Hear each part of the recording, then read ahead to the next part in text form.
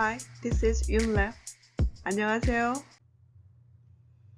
Continuing from the last class, this time let's focus on 하십시오체 from the perspective of politeness. If you have not watched the video 53 yet, it would be helpful to watch it first to understand this lesson. Okay, let's get started.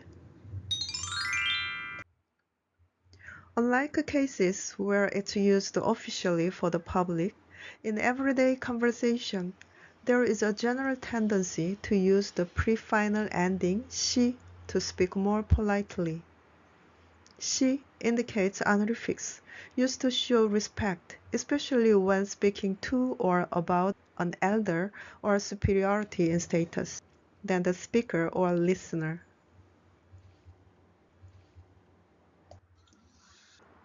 You can see the syllable 십, which consists of the 시 plus ending, such as 십니다, 십니까, 십시오, 십시다. Let's go over the four types of sentences in detail. Declaratives. For verbs, 대표님은 9시에 출근하십니다. 어머니는 서울에 계십니다. For adjectives, 할머니는 정말 아름다우십니다. For nouns, 이분은 우리 아버지십니다. 출근하십니다. 계십니다. 아름다우십니다. 아버지십니다. However, take a look at this sentence. 할아버지가 오십니다. It's correct. Then, what about this? 버스가 오십니다. 강아지가 오십니다. Is it correct? It's incorrect. I understand that you are trying to show respect to the person who is listening to you right now, but this is incorrect. Let me explain. There is an issue such as indirect honorifics and object honorifics. 오십니다 is used to honor the subject like a grandfather, but 십니다 cannot be used to honor things like a bus or animals like a 강아지. If you want to respect to an elder you are talking to, you can say 버스가 옵니다 or 강아지가 옵니다 without honorific pre-final ending 시.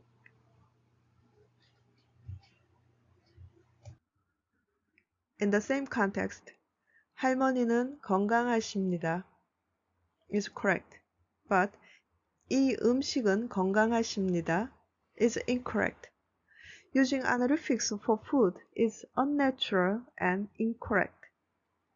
This food is healthy can be translated as 이건 건강한 음식입니다.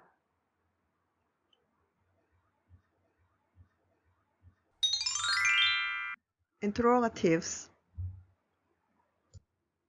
When asking to an elder, the ending 십니까 is used. For verbs, 안녕하십니까? 연세가 어떻게 되십니까? 선생님도 참가하십니까? For adjectives, 내일 바쁘십니까?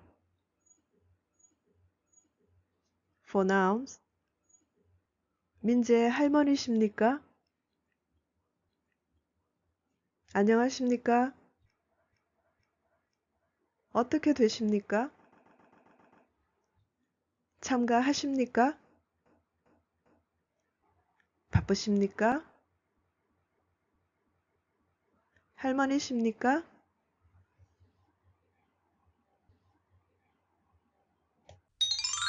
Imperatives.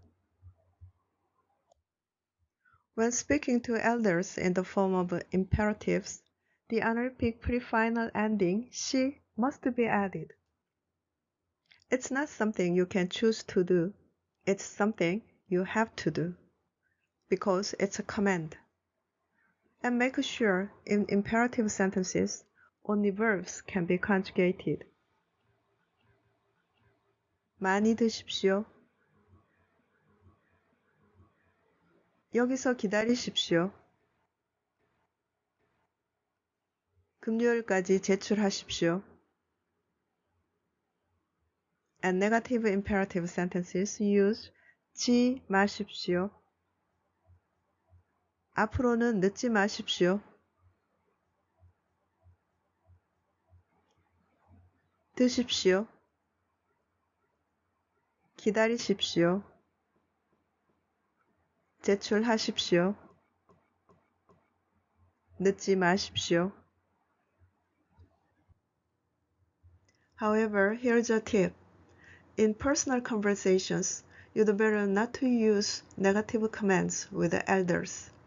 It's never a good way to communicate.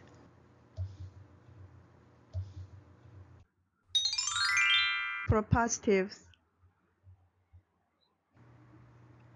Take a look at this sentence. 교수님, 갑시다. It sounds very rude. Then what about this? 교수님, 가십시다. Even though the honorific pre-final ending "시" is attached, it sounds still rude in conversations with the elders. Grammatically, it's correct, but in reality, it's not an appropriate expression. 갑시다 and 가십시다 can be used by an older professor when speaking to younger colleagues or a group. In other words, it's not the highest level of honorific speech.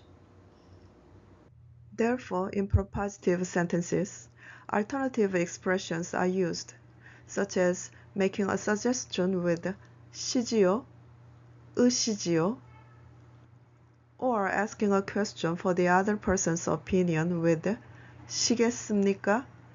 으시겠습니까? 교수님 가시지요. Or 교수님 가시겠습니까?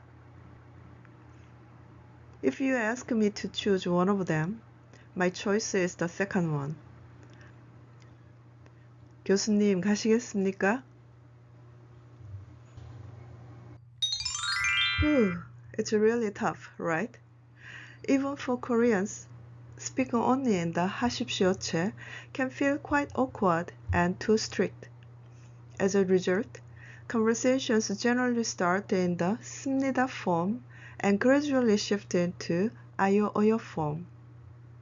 Therefore, in the next class, you will learn about 아요 어요 form, which is the most commonly used speech level in modern Korean. 다음 시간에 만나요.